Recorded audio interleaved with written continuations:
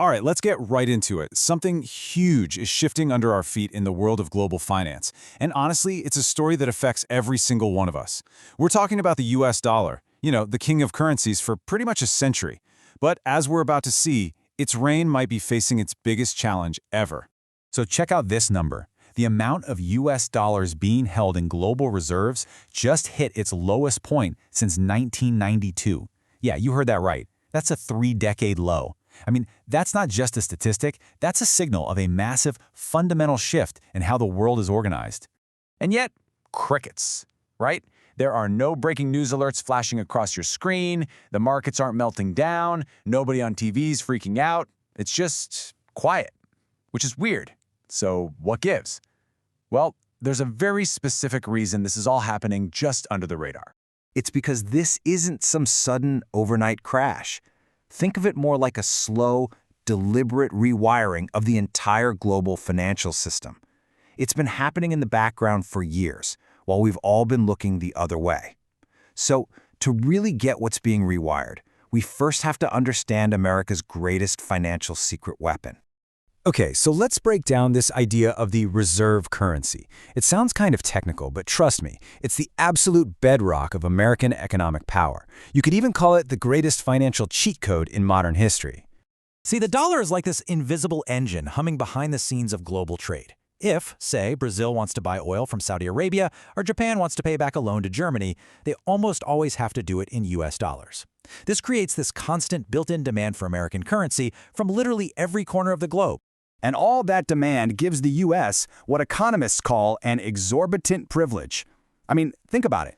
Because every other country has to buy and hold dollars, America gets to borrow money more cheaply than anyone else. We're talking about a discount that saves the U.S. over $200 billion every single year. Losing that would be a huge deal. So this power really breaks down into 3 key advantages. First, intelligence. Since most trade runs through U.S. banks, America gets a bird's-eye view of the global economy. Second, investment. That forced demand for dollars means the rest of the world has to buy U.S. government debt, which funds the country. And third, and maybe most importantly, jurisdiction. It lets the U.S. act as the world's financial police officer, freezing assets and enforcing its rules. For decades, this was just how things worked. The system was the system. But that's changing, and for the first time in a very long time, real alternatives are starting to pop up. And you don't have to take my word for it, you can see it right in the data. Just think about this. Back in the year 2000, the dollar was a monster, a staggering 71% of global reserves, untouchable.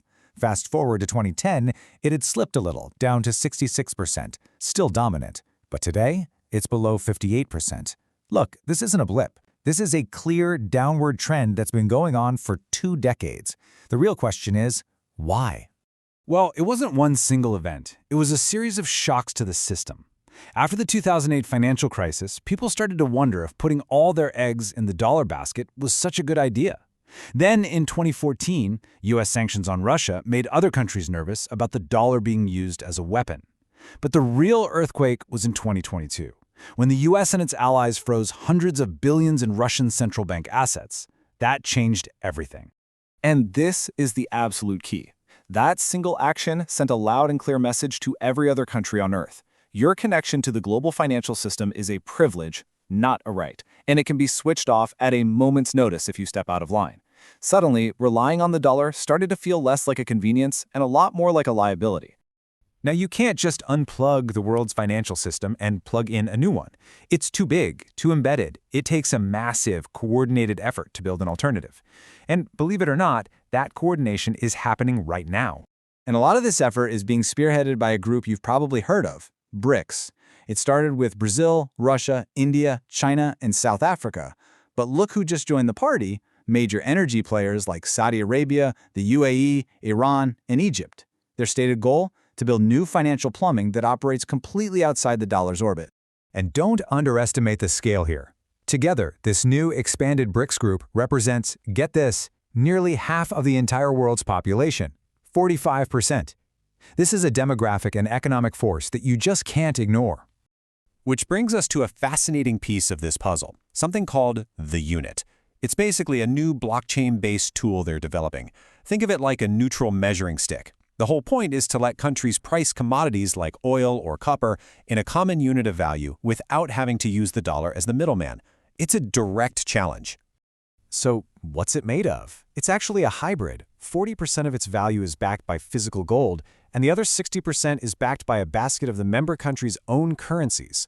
The idea is to create something stable that isn't controlled by any one country's political whims. Okay, so if the unit is the new measuring stick, you still need the pipes to move the money around, right? Well, the old system uses SWIFT and routes pretty much everything through New York.